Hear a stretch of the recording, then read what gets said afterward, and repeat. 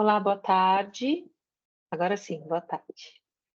Estamos aqui para fazer a gravação do encontro que acontece às sextas, da trilha 2, para orientação de estudos do programa Descodificadas.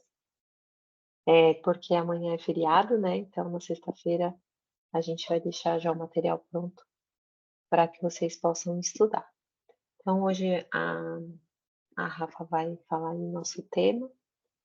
E é isso aí, Rafinha. Boa tarde, a palavra está com você. Boa tarde. Tá bom dia aqui, né? Porque sexta-feira de manhã seria bom dia. Mas então, boa tarde. É, é. Ficou bom dia ali.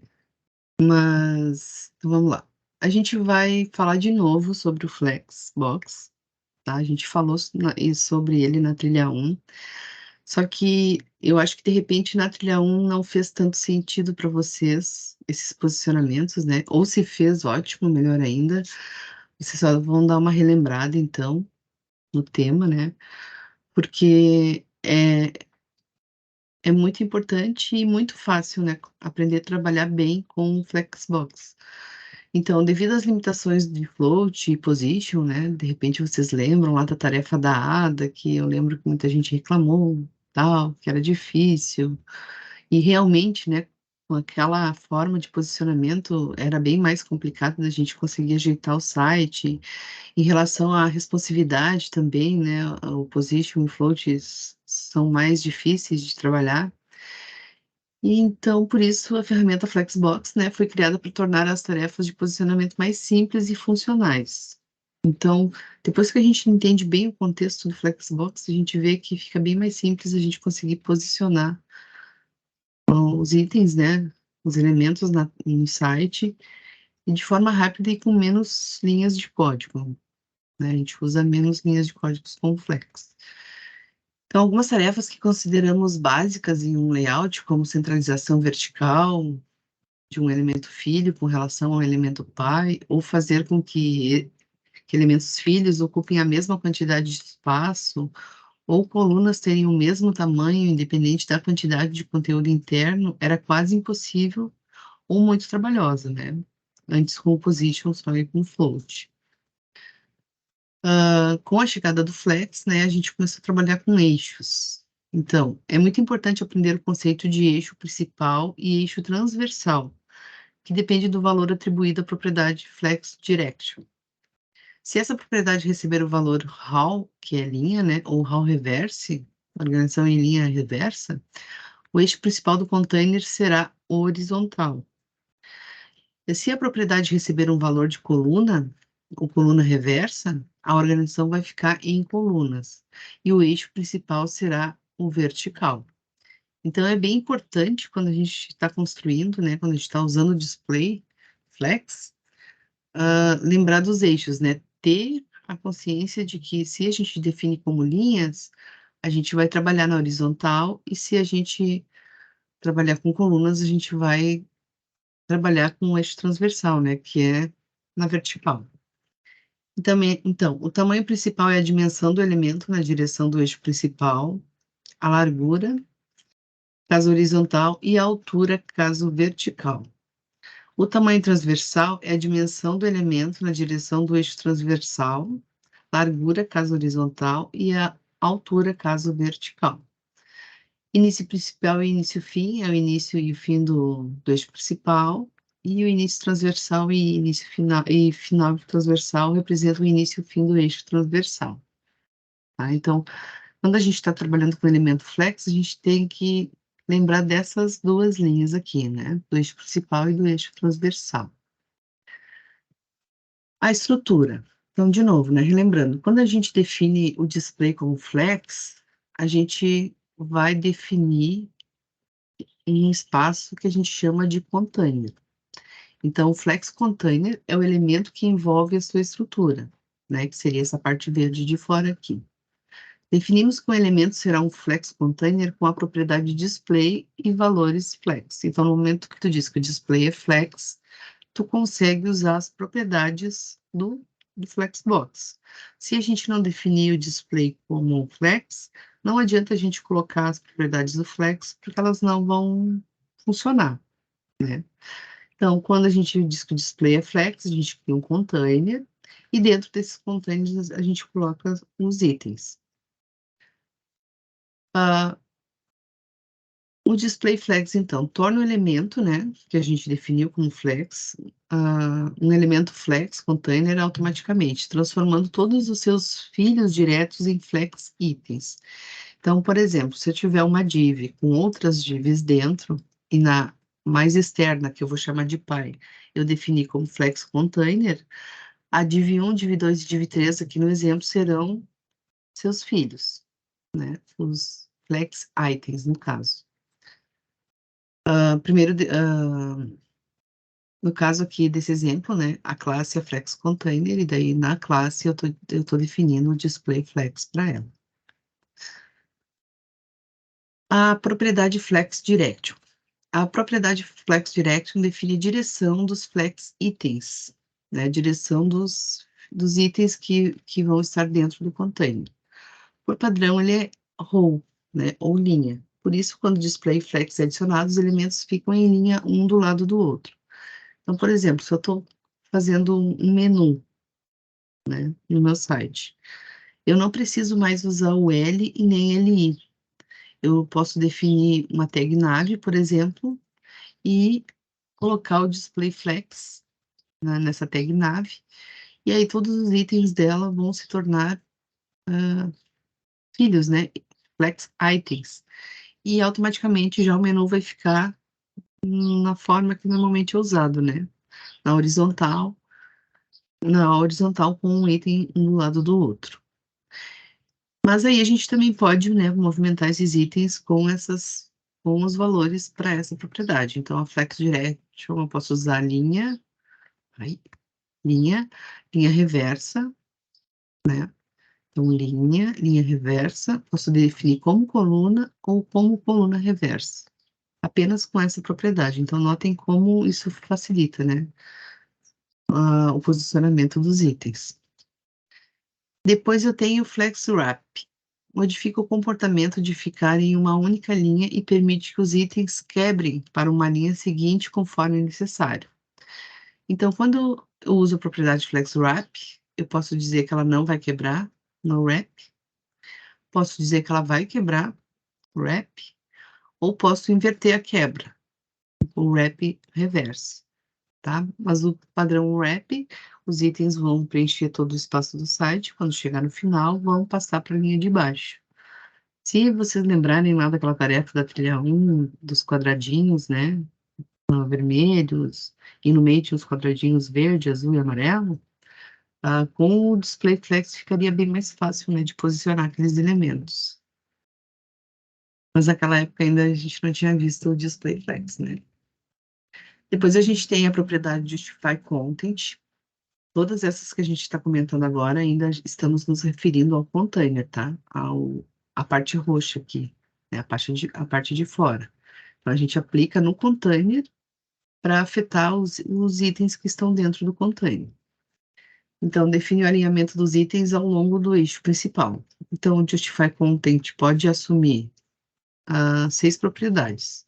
Flex Start, que vai trazer os itens todos para o início. Flex End, que vai levar os itens todos para o final do container. O Center, que vai centralizar. O Space Between vai deixar um espaço entre eles. Quando eu uso Between, eles ficam coladinhos na borda esquerda e direita. Depois eu tenho o Space Around, que é um espaço entre os elementos, né? Notem que ele já não fica tão colado na borda esquerda e nem na direita. Esse Space Around tenta dividir todo o espaço roxo, né? Para dividir assim com mais igualdade, vamos dizer, para os itens ficarem dispersos de uma forma mais homogênea. E o Space Evening, ele também espaça os elementos, só que ele deixa uma distância maior da borda esquerda e direita, né? Ele deixa mais ou menos um centralizado, só que um pouco mais de espaçamento no meio, né? A figura aqui mostra bem o que aconteceria. Depois, ainda no container, eu tenho de itens. o alinhamento de itens define o comportamento padrão de como flex itens, né, o flex itens são alinhados de acordo com o eixo transversal. Então, no alinhamento de itens, eu posso deixar os itens estrechados, então o stretch, que deixa os itens esticados dentro do container, conforme a imagem aqui do lado. O Flex Start, que vai deixar os itens colados em cima, na parte de cima do container, no topo. Flex End, que vai deixar os itens no bottom, né, embaixo. Centralizado e o Baseline. O Baseline, ele, se a gente tiver filhos, os itens, né, com tamanhos diferentes, ele vai alinhar esses elementos pelo texto. Ele vai tentar deixar o texto alinhado. Depois eu tenho o Align Content, organiza as linhas dentro de um Flex Container, quando há espaço extra no eixo transversal e ocupará mais de uma linha. Então, o anterior é para elementos em apenas uma linha. O Align Content são para elementos que vão ocupar mais de uma linha. Então, da mesma forma, o Flex Start vai deixar em cima, o Flex End embaixo, o Center no meio, o estrechado vai esticar para preencher todo o espaço, né? Claro que aqui, como falta um item no cantinho, né, ele não vai preencher, mas notem que ele vai colar em cima, na direita e na esquerda e embaixo. O Space Between, que vai deixar um espaço entre eles, também coladinhos nas beiradas. E o Space Around, que vai tentar deixar o espaço mais homogêneo, né, entre os elementos, e não tão colados em cima nem embaixo, tá? Depois a gente tem como movimentar os elementos filhos, né? Até então a gente estava mexendo nos elementos que estavam dentro do container, né? Dentro do container do Xbox. Então, onde existe um elemento pai com propriedade flex, que é o container, né? É possível atribuir propriedades flex específicas também para elementos filhos, que são os flex items, tá? Então, aqui eu tenho um container com flex itens dentro deste container. O que eu consigo fazer com esses elementos filhos? Eu consigo, por exemplo, ordenar com a propriedade order. Essa propriedade determina a ordem em que os elementos aparecerão. Um valor numérico atribuído a essa propriedade define a ordem do item. Então, por exemplo, se eu colocar só order, o valor padrão é 0. Então, order 0 vai ficar como valor padrão, não vai mudar nada. Só vai deixar eles ordenados. Mas, por exemplo, se eu quiser mudar a ordem dos elementos, né, e quero fazer alguma alteração na ordem, eu posso usar o valor 2, por exemplo, aqui, ó. Por exemplo, o valor 2 faz com que o item seja o segundo item ao longo do eixo principal. Se eu tiver dois itens iguais, eles vão ficar na mesma, me fugiu a palavra aqui, na mesma ordem, né? Primeiro todos os 1s, aí depois o 2, depois o 3, por exemplo. E se eu tiver um número negativo, né? Por exemplo, que enquanto o valor -1, né, faz com que ele apareça antes do primeiro, porque se eu for ordenar os números, né, o -1 vem antes do 1. Na verdade, o -1 vem antes do 0, né? É 1, 0 e -1. Então, ele vai deixar na ordem, tá? Então, se por algum motivo tu precisa ordenar esses itens, tu pode usar a propriedade order nos filhos. Depois eu tenho o flex grow, que define a habilidade de um flex item de crescer.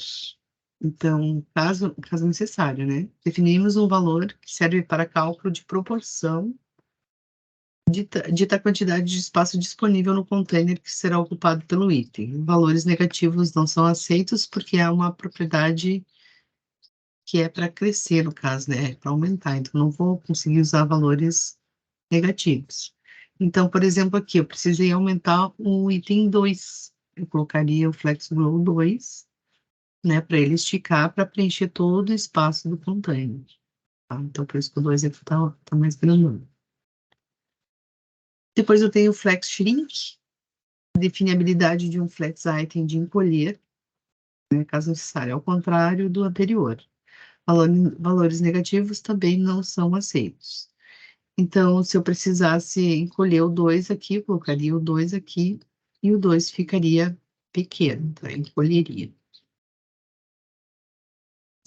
Depois o Align Self. Esse aqui é bem interessante, né? E mais utilizado, porque ele permite que o alinhamento padrão, ou que tiver definido por Align Items, né? Lembrando que o Align Items a gente aplica no container, seja sobrescrito para itens individuais. Isso tem que cuidar também no CSS, que conforme a gente vai colocando, né, os comandos, o último vai sobrescrever os anteriores.